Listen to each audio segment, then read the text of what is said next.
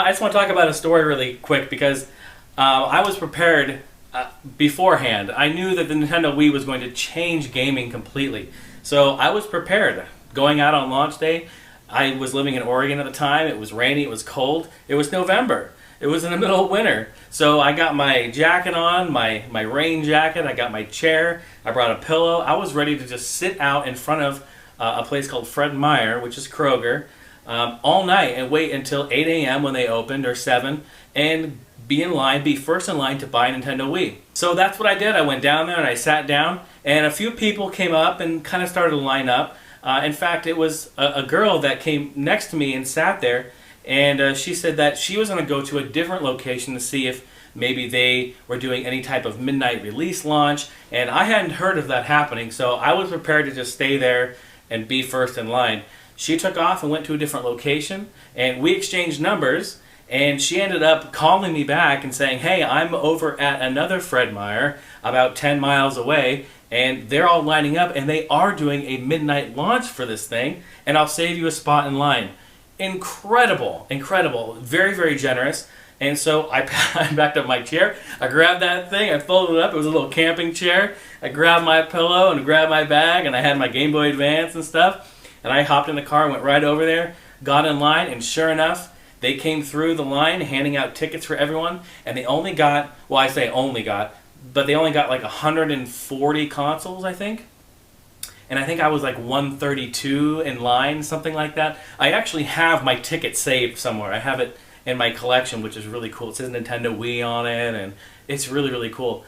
So I ended up getting that console thanks to her, and that was really cool. You know, we ended up hanging out a bit. We played some Donkey Kong Jungle Beat and all this sort of thing. It was a lot of fun. Very, very cool, and I'm very appreciative of that. From there, that night, leading on, this is the next story. This is really funny.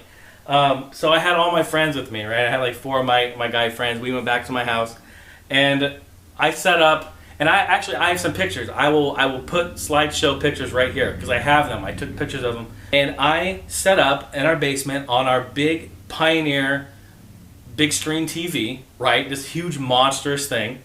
It had been in the house since 1991.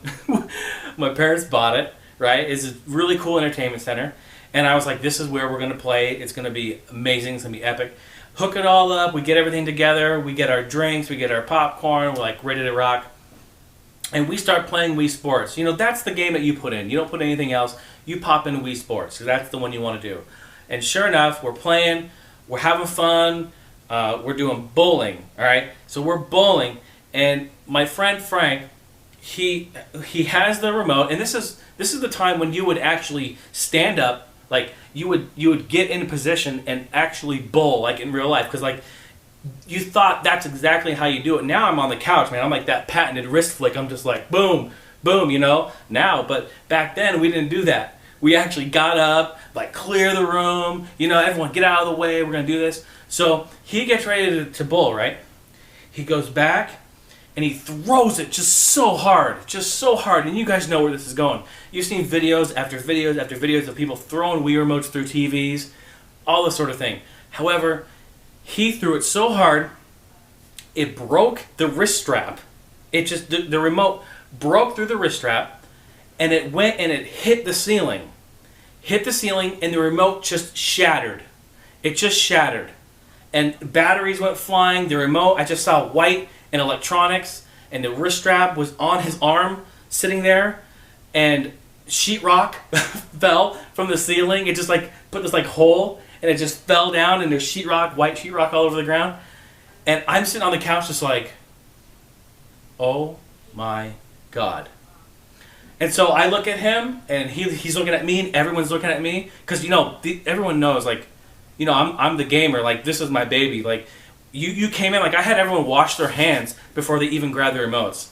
You know what I'm saying? Like that's how we do it. And right there I just go, well, that's one way to do it. Everyone home, out the door, see you later. And I kicked everyone out. All my friends, they're like, okay. And I sent them up the stairs, and I walked them to the door. Not a word was said. I shut the door, locked it, and I went to bed. Unbelievable. That is a really. I look back on it now and I laugh and I think it's funny, you know, in hindsight. But at the time, this was this was the launch night. Like, it was 3 in the morning. Like, I had just got home from unboxing this thing and setting it up. It was, you could smell it. It was just fresh and clean. It was so nice. And I was just devastated. I was so mad. That night, I went onto Nintendo's website and to their store, and I ordered spare parts for like everything. I ordered tray covers, I ordered stands, I ordered sensor bars, I ordered the memory card covers, the controller covers. I ordered like 25 like wrist straps, replacement wrist straps. So I thought, oh man, if these things are gonna break, they're gonna break. And then so I ordered all the stuff, right? I spent a bunch of money and I got all these spare parts. I have a box somewhere and I want to bring it out. I'm gonna find it. I'm gonna show it. I have this box of stuff. It's crazy. All these parts. It's really, really neat to look back on it though, because they don't really sell that stuff anymore. I think they have covers still, but they don't sell any of that stuff there anymore. And it was the night after. I just wanted to get parts. I thought, if everything's gonna break, I need to be able to replace it. And so that's really, really funny. And in fact, just talking about the spare parts, so I ordered all these wrist straps, right?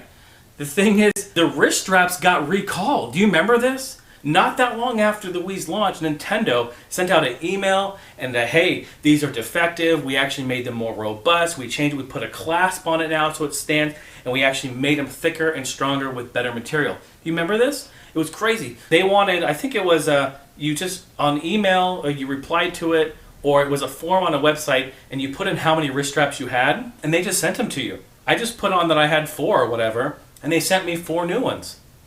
But that was after I ordered all of these original straps. So I have, they're all brand new in box, these original straps that you cannot get anymore. It's the first version of them. I don't know why. I find that really, really neat. It's really cool. Because they redesigned them because they were faulty, obviously. They didn't hold controllers.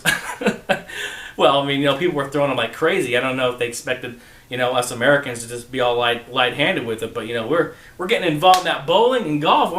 We're getting involved, man. We're throwing controllers through TVs. That's how we do it. So, anyway, it was really, really funny. And what an amazing night. And what an amazing console.